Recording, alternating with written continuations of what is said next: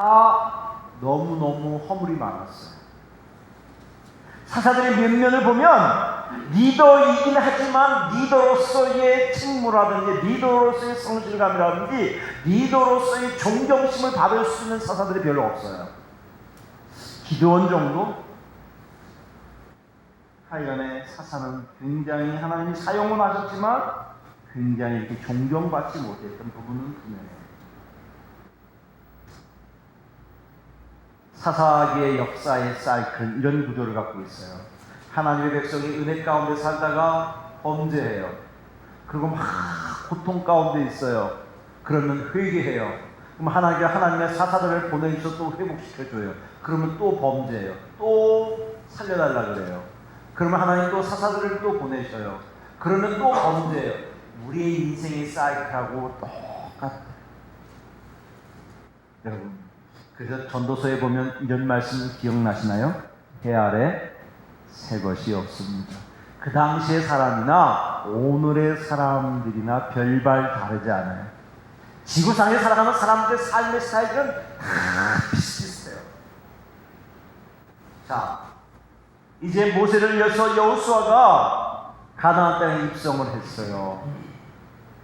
그리고 모세가 죽고 여호수아가 죽고 사사들이 등장할 때 그 당시만 해도 하나님의 말씀을 쫓았고 말씀을 따랐던 다음 세대가 이제 연결되지 않았어요. 하나님도 모르죠. 어떻게 하나님을 숨기는 것도 모르죠. 그러니까 거의 다 어떻게 살았어요? 자기의 소견에 옳은 대로 행하였더라. 표준이 없어요. 스탠다드가 없어요. 기준이 없어요. 그러니까 제각각. 어쩌면 사사시대는 오늘 우리의 시대와 별반 다르지 않아요. 지도자는 많이 있었지만 지도자다운 지도자가 별로 없었어요. 사람들이 흠모하고 존경하고 쫓아갈 만한 지도자가 별로 없었던 시대가 사사시대라고요.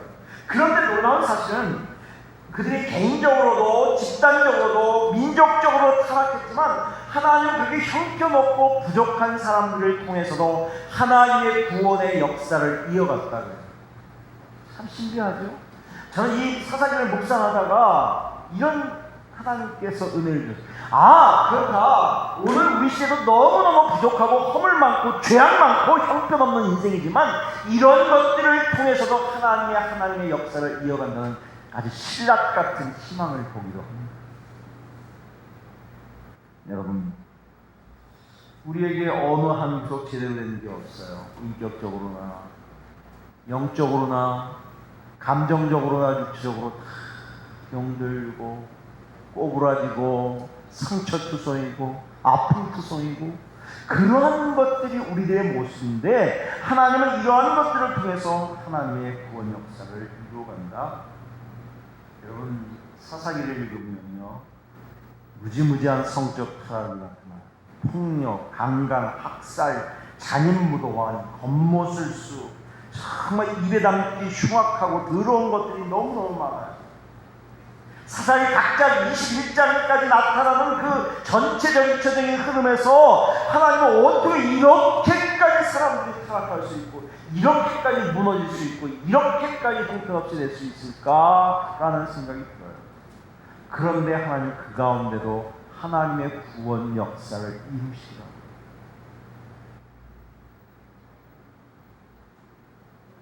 여기 예레미야 선지자도 그런 이야기를 자주 하는데요. 백성들이나 삶의 모습을 너무 형편없는 모습을 보면서 그래서 제가 존경하는 어떤 목사님이 책을 하나 냈는데 제목을 이렇게 냈더라고요. 저도 굉장히 동감이 되더라고요. 끙끙 앓으신 하나님. 끙끙 앓으신 하나님. 이 백성들을 보든지 지도자들을 보든지 우리의 현상을 보든지 정말 하나님 끙끙 앓으실 수밖에 없는 그럴 정도입니다. 사랑하는 여러분, 오늘 이 사사기의 말씀을 저희들이 함께 말씀을 들으면서 저와 여러분이 다시 한번 이 말씀 앞에서 우리의 모습들을 보는 시간들이 될 수 있기를 바랍니다. 하나님의 구원 역사는 참 신비하죠. 이렇게 별볼일 없는 인생들을 통해서 하나님의 역사를 이어간다고 하는 사실. 여러분, 사람들이 이야기를 안 해서 그렇지 그 이야기를 들으면 정말 눈물 없이는 들을 수 없는 삶의 이야기가 많아요. 여러분이 책을 쓰지는 않았지만 여러분의 인생의 이야기를 책으로 쓴다면 몇 번씩은 다 쓸 수 있을 거예요. 어린 시절부터 지난 지금의 삶을 보면 정말 기가 막힌 이야기들이 너무너무 많이 있잖아요. 하나님은 고비 순간순간마다 우리를 붙잡아 주셨고, 그때마다 하나님의 능력을 주셨고, 그때마다 사람들을 붙여주셨고, 환경이 이루어지게 하셨고, 그때마다 하나님의 역사를 이어가는 줄 믿습니다. 너무 기가 막혀요. 오늘 사사기에 2번씩이나 그 말씀을 하고 있어요. 17장 6절에 말씀했어요. 그때는 이스라엘의 왕이 없으므로 사람마다 자기 속에 옳은 대로 행하였더라. 21장 25절 그때 이스라엘의 왕이 없어서 사람이 각기 자기의 소견에 옳은 대로 행하였더라. 지상에 왕은 없었습니다. 왜 지상에 사람들이 없었겠습니까? 그러나 그들이 진정으로 따라갈 왕이 없었다, 그런 말입니다. 네? 오늘 우리 시대에 사람이 없습니다. 사람이 우리나라에 얼마가 사는데요? 5천만 이상이 사는데요. 근데 왜 존경할 만한 사람이 없어요? 왜 따라갈 만한 사람이 없어요? 하나님을 섬기고 하나님을 인생의 주인으로 섬기기에 하나님 보시기에 아름답게 그렇게 살아가는 사람들이 없더라 하는 사실. 리차드 포스라는 영성신학자는요, 현대에는 3가지 우상이 있다고 했어요. 하나는 돈, 하나는 성, 하나는 권력. 아주 정확하게 지적을 했습니다. 세상 사람들은 뭐예요? 우리도 마찬가지고요. 돈에 관심이 많잖아요. 어떻게 하면 돈, 어떻게 하면 돈, 어떻게 하면 돈. 또 한 가지는 어떻게 하면 성, 어떻게 하면 성적인 어떤 그런 문제. 우리 이게 뭐 소문들도 보면 너무 추잡한 게 많잖아요. 저 이번에 깜짝 놀란 게 그 뭐죠? 올림픽 하면서 안산이라는 선수가 그 금메달을 땄잖아요. 여자 선수가 무려 3개씩이나 땄단 말이에요.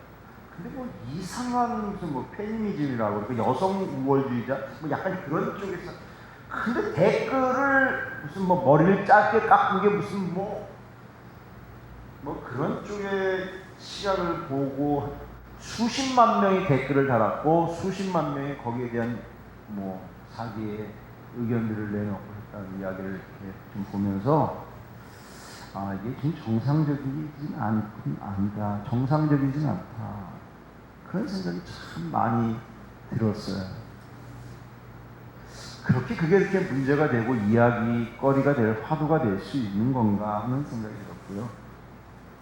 또 한 가지는 포스터 목사님이 지적한 대로 오늘날 사람들의 우상은 권력이에요. 권력. 권력이 얼마나 달콤한지 아세요? 권력에 미치면 미쳐요. 거기에 헤어나올 수가 없어요. 헤어나오지를 못해요. 우리나라도 이제 앞으로 총선이 있고 그래서 그런 모습들이 요즘 너무 보여서 좀 안타깝긴 했지만, 하지만 여러분, 우리는 정말 이 형편없고 타락한 시대에 살아가지만, 그야말로 엉망진창인 세상에 살아가지만, 그래도 하나님의 백성, 하나님의 자녀들만이라도 사람들에게 좀 소망을 주고 좀 신선하고 좀 풋풋하고 좀 어떻게 해야 돼요? 좀 명랑하고 그러한 삶을 살아낼 수 있으면 좋겠어요.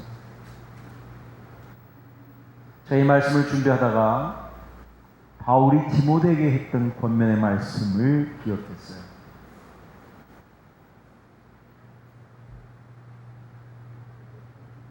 디모데는 영적인 아들 아니에요? 디모데를 향해서 이렇게 얘기했어요. 너는 말과 행실과 사랑과 정절에 있어서 모범이 되어라 라고 얘기했어요. 말에 대해서, 말. 여러분, 오늘날 제일 많이 나타나는 게 말이더라고요. 말 조심해야 합니다. 말 조심해야 합니다.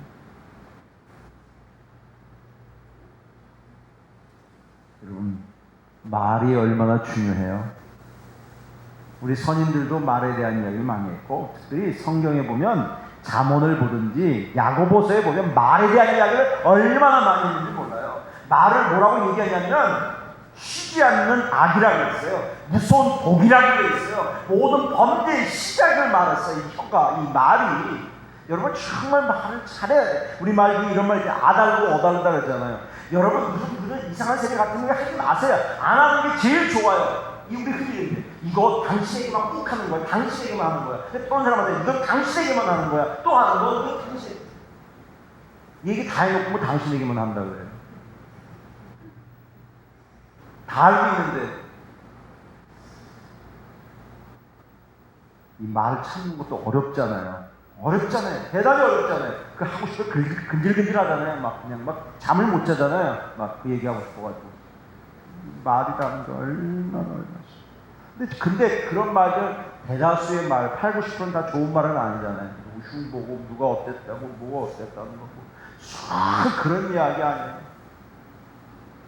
말에 대한 혀에 대한 성경이 혀에 대해서 참 얘기 많이 했어요. 영혼을 세워주고 사람들을 길러내고 사람들을 축복해주고 정말 위로해주고 세워주고 영혼을 격려해주기보다는 오히려 말로 죽이고 그 사람을 완전히 부렁텅이에 빠뜨리게 하는 것들이 너무너무 많죠. 혀에 대한. 그 다음에 행실에서 너는 조심하라. 행실. 야고보서 2장 22절에 이렇게 말씀했어요. 내가 보거니와 믿음이 그의 행함과 함께하고 행함으로 믿음이 온전하게 되었느니라. 행함으로 믿음이 온전하게 되는 행함으로 믿음. 우리의 믿음이 온전해지는 건 뭐가 앞에 있어야 된다고요? 행함으로 믿음이 온전해져요. 그래서 디모데를 향해서 말과 행실과 사랑에 대해서는 모범이 되죠. 진정성 있는 말. 요한일서 4장 10절에 우리는 형제를 사랑함으로 사망에서 생명으로 들어간 줄을 알거니와 사랑하지 아니하는 자는 사망에 머물러 있다. 이 말씀 잘 한번 들어보세요. 우리가 형제를 사랑함으로 사망에서 옮겨 생명으로 간다. 사랑하는 건 어떻게 한다고요? 사망에 있는 사람을 어디로 옮기는 거예요? 생명의 자리로 옮기는. 여기 엄청난 말 아니에요? 사랑하지 아니하는 것은 어디에 머물러 있다고요? 사망 안에 머물러 있다. 그러니까 사랑하지 않으면 살고는 있지만 어디에 있는 거예요? 사망에 머물러. 그럼 이렇게 쉽게 얘기할 수 있겠죠? 내가 사랑하지 않고 살고 있는 건 뭐에 살고 있다? 사망하고 같이 살고 있는 거예요. 그러니까 사랑하지 않는 사람은 뭐하고 같이 살고 있는 거예요? 쉽게 말하면 죽음과 같이 살고 있는 거예요. 그렇게 말하면 좀 심각하죠? 정말 사랑하지 않고 사는 것은 죽음과 같이 사는 삶과 다를 게 없다. 그런 표현입니다. 그 다음에 정절에 대해. 정절이란 말은 성실함입니다. 성실함에서 모범을 보이는. 이것이 바울이 디모데에게 주신 메시지예요. 그럼 오늘 우리에게 똑같지 않아요? 여러분과 제가 세상을 살면서 우리는 이러한 데에 대해서 좀 달라야 된다. 우리 크리스천들이 달라야 될 겁니다. 우리 크리스천이 말이 청산유시야. 말을 잘해. 이 말은 뭐예요? 꼬는 얘기예요, 꼬는. 행동은 엉터리야. 행동은 엉터리인데 말은 기가 막히게. 기도 한번 들어봐. 청산유시야. 줄줄이야. 여러분 그 자랑이라고 생각하면 착각하지 마십시오. 말이 중요한 게 아니죠. 우리의 행함과 정절함의 사랑의 모델이 되어 주어라 라고 하는 이야기입니다. 이게 우리에게 필요한 거죠. 이게 오늘 우리 시대를 살아가는 사사기에서 우리에게 아주 뼈저리게 외쳤던 메시지가 바로 이것입니다. 여러분, 우린 모델이 없다고 너무 슬퍼할 것도 없고요. 누구한테 원망할 것도 없고요. 왜 우리나라는 누구는 어떻고 하지 마세요. 그냥 저와 여러분이 조용히 하면 돼요. 그냥 조용히 여러분의 자리에서 그렇게 살면 돼요. 네? 우리 가끔 이런 얘기를 해요. 우리 자식이 쟤네 자식 하나가 10명 키우고 있다. 20명도 키우고 있다. 원래 남이 떡이 커 보이고요. 남떡이 좋아 보이는 거예요. 예를 들어가 또 어떤 부인들은 저 아무개 남편만 같으면 내가 맨날 업고 다니겠다고. 뚱뚱한 거 업고 다녀 보십시오. 이 더위에 며칠도 못합니다. 예? 남이 얘기하지 마시고요. 남이 거 얘기하지 마시고 남이 자신 얘기하지 마시고요. 그냥 여러분의 있는 지에서 또 교회도 그래. 아무 교회는 뭐가 좋은데 여러분 남이 얘기하지 마세요. 우리가 잘할 수 있는 걸 찾으세요. 우리가 정말 하나님과 사람 앞에 잘할 수 있는 걸 찾으세요. 이게 참 소중해요. 여러분 건강한 엄마, 건강한 아버지는 다른 사람 얘기 별로 하는 사람이 아니에요. 내 자식, 내 아이, 내 아들. 건강한 목사는 다른 교회 얘기 많이 하는 게 아니라 내 교회를 어떻게 잘할까 거기에 관심이 있어야 돼요. 내가 사랑하고 내가 섬기고 내가 매일 관계하는 사람을 잘해야 돼. 이게 진짜예요. 예? 여러분 남의 아버지 남의 엄마는 그냥 좋은 말을 할 수 있지만 여러분이 고통당할 때 여러분이 아파할 때 여러분이 힘들어할 때 여러분의 삶의 시대에 전혀 관심이 없다는 말이에요. 그런데 내 아버지 내 엄마는 정말 힘들 때 거기서 같이 아파하고 같이 힘들어하고 같이 눈물 흘리고 같이 밤잠 못 자고 괴로워하는 게 내 아버지 내 엄마예요. 예? 우리는 너무 쉽게 이야기하지 마세요. 너무 간단하게 이야기하지 마세요. 남이 우습게 여기는 것 그거 너무 쉽게 생각하지 마세요. 요란할 필요도 없어요. 소리를 크게 낼 것도 없어요.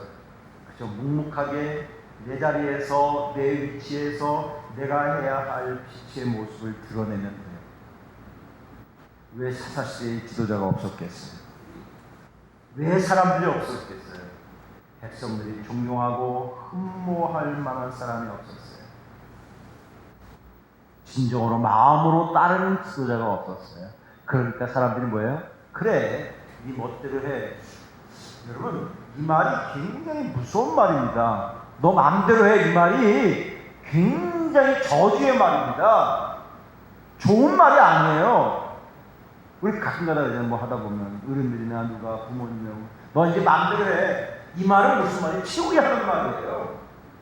이 말은 뭐예요? 나 관심 갖지 않겠다는 거예요. 나 책임지지 않겠다는 거예요. 나 거기에서 내가 정말 같이 아파하지 않겠다는 거예요. 마치 네가 마음대로 했다면 그냥 객관자로 저 먼 말치 무경품처럼 보겠다는 거예요. 이게 좋은 말이에요? 이게 사랑하는 말이고 축복하는 말이에요? 아니잖아요. 하나님께서 우리에게 주신 메시지가 뭐예요? 하나님의 말씀으로 돌아와서 은혜 안에서 살기를 원하시는 거 아니에요? 저는 이 사사기의 사이클을 보면서 오늘 이 시대가 오늘 우리가 지금 가지고 있는 이런 배경적인 것들에서 여러분과 제가 지금 어느 시대에 있습니까? 예? 막 힘들어서 눈물을 흘리고 있습니까? 아니면 좀 편안한 시대에 잘 돼서 그렇게 편안한 시대를 보내고 있습니까? 또 아니면 다시 죄악 깊은 곳에서 헤매고 있지는 않습니까? 그렇다면요, 여러분과 이제 빨리 우리가 돌아와야 돼요.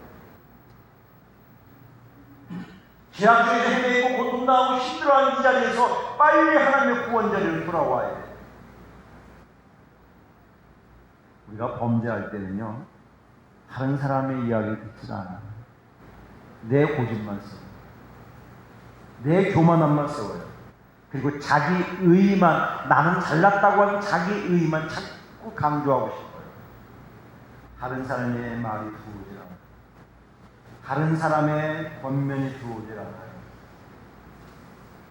저는 이 말씀을 묵상하다가 다윗이라고 하는 하나님의 위대한 사람을 발견했어요.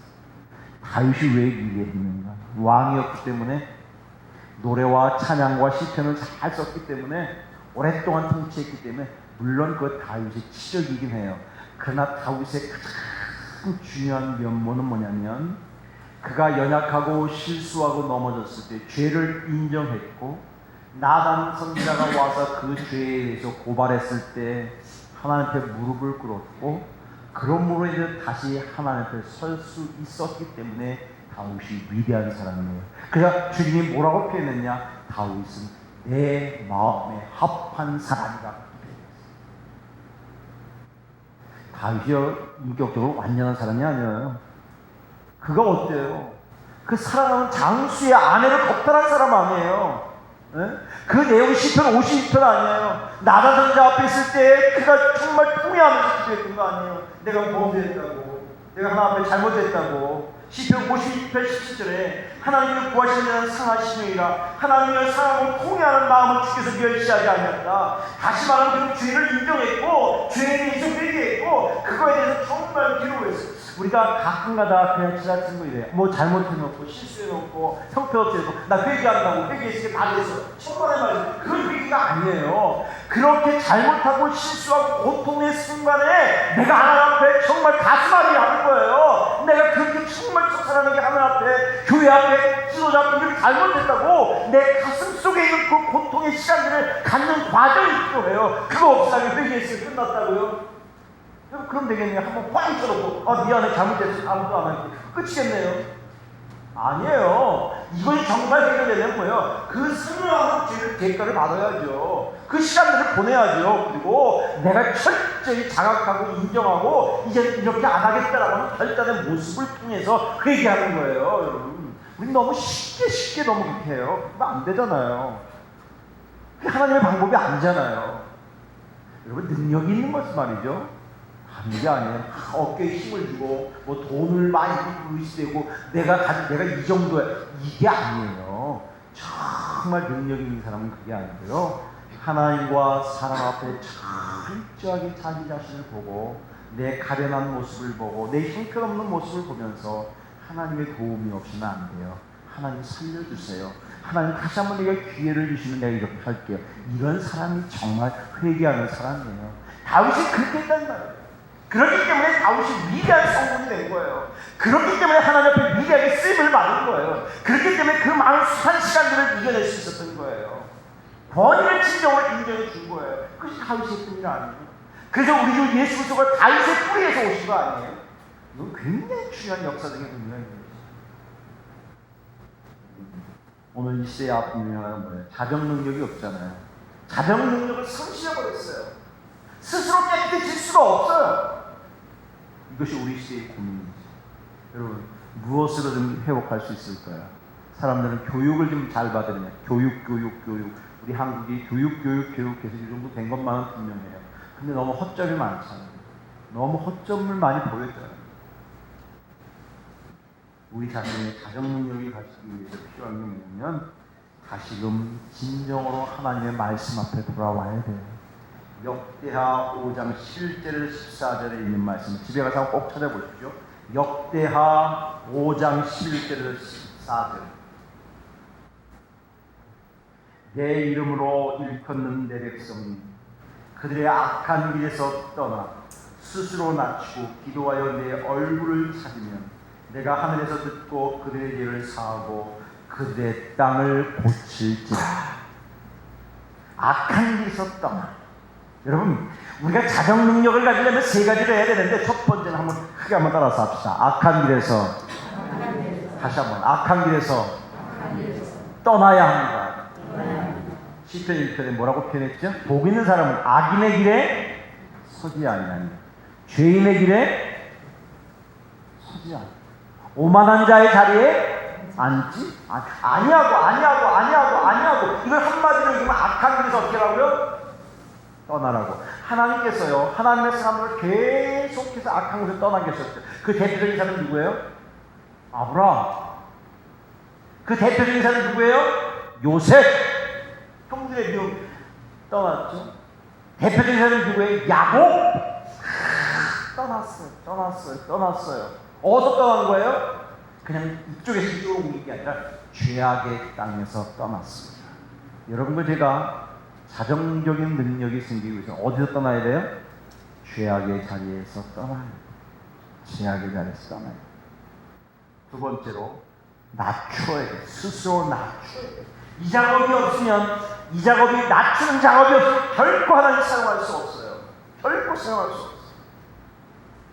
여러분 모세를 사용할 때 하나님께서 내가 나라를 위해 뭔가 할게요. 그래서 자를 사용할 수 있어요? 아니에요. 40년 동안 자기의 장인 이드로의 집에서 숱한 인생의 고난과 아픔을 80세 때 그런 민족이 그대로 세우신 거예요. 스스로 낮춘 작업이 필요했어요. 그 다음에 하는 게 뭐예요? 하나님의 얼굴을 찾는 거죠. 하나님의 얼굴을 찾는 건 뭐예요? 하나님의 도움을 청하는 거죠. 그러면 하나님께서 죄를 용서하시고 그들의 땅을 고쳐주십니다. 이것이 원리. 이래야 비로소 무슨 능력이에요? 자정 능력이 생겨요. 세워지는 능력, 깨끗해지는 능력이 생겨요. 여러분, 바다는 자정 능력이 있다 그러죠? 강물은요, 한강물은 어떤 물은 스스로 정화할 수 없어요. 바닷물은 근데 정화할 수 있어요. 만약에 바닷물이 썩으면 어떻게 돼? 큰일 나잖아요. 다 썩잖아요. 만약에 저와 여러분이 더 축소해서 하나님의 교회가 더 축소해서 저와 여러분이 더 썩고 어디에서 사람들이 자정 능력이 있을까요? 어디 가서? 여러분, 그래서 우리 요란할 필요가 없다는 게 그거예요. 여러분이 있는 곳에서, 여러분의 있는 처소에서, 여러분의 있는 지금의 환경에서 그러한 사람들이 되시기를 주의 이름으로 축복합니다. 그러면 하나님께서 우리를 이 어렵고 험하고 정말 기가 막힌 세상이지만 여기에서 하나님의 일들을 다시 보여주실 줄 믿습니다. 문제는 다들 이래. 네가 그래, 네가 그래. 네가 그래. 나는 쏙 빠져. 한번 따라서 합시다. 내가 한번 다시 따라서 합시다.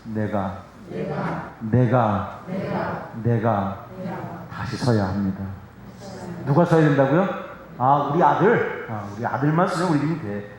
누가 서야 된다고요? 우리 며느리만 쓰면 우리 집안은 돼. 우리 집안은 우리 남편만 쓰면 돼. 아니에요. 여러분이 서야 돼요. 제가 서야 돼요. 그러면 가정은 살고, 교회는 살고, 민족은 살아요. 이것이 사사기에서 우리에게 주시는 메시지예요. 결론입니다. 그럴 때 자정 능력을 생길 때 우리는 어디에요? 비로소 내 자리로 돌아와요. 내 자리. 자기 자리로 돌아와요. 원래 내가 서야 할 그 자리. 사사기를 보면서 저는 희망이 보이지 않더라고요. 어떻게 이럴 수 있을까? 이렇게 범죄할 수 있을까? 그러나 하나님은 그것을 통해서도 다시 우리로 돌아서게 합니다. 방임과 무책임, 불신앙, 누구의 탓으로 돌리는 상황 가운데 우리가 서야 할 자리는 어디인가요? 먹고 마시고 안락하고 아무 문제 없고 우리 상황은 괜찮다고 안도하고 있을 때 그 자리가 여러분의 자리인가요? 우리가 돌아야 할 자리는 여기입니다. 마태복음 5장에 있는 예수님이 산상수훈해 주셨던 메시지입니다.